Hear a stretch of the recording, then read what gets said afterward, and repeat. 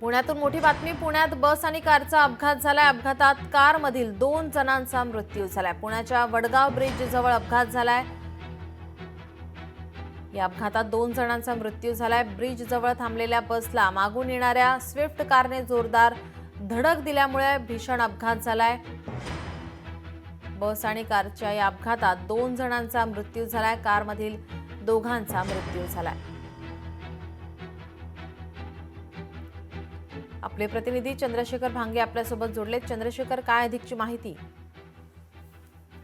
आज सकाळच्या सुमाराचा अपघात झाला आहे। वडगाव ब्रिज वरून मुंबईच्या दिशेने जाणाऱ्या ट्रेनचा अपघात झाला आणि यामध्ये आपण पाहिलं की 2 जणांचा जो मृत्यू झालेला आहे आणि इतर जे 3 जण आहेत ते मात्र जखमी झालेले आहेत। वाढदिवस साजरा करून हे 5 जण शीख कारनं जे आहेत ते दापोलीच्या दिशेने जात होते आणि यामध्ये जे आहे ते सोहम अलिश खळे, त्याचबरोबर आयुष काटे आणि अथर्व घेडगे हे जखमी झालेले आहेत।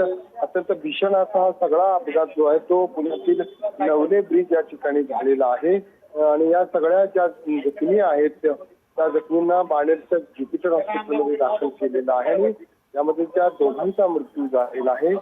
तर त्या दोघांचेही मृतदेह ससून रुग्णालयामध्ये चिकित्साधन करण्यासाठी दाखल करण्यात आलेले आहे।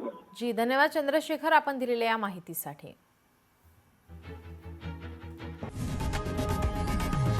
लोकशाही मराठी ऐका, पहा, जागरूक रहा।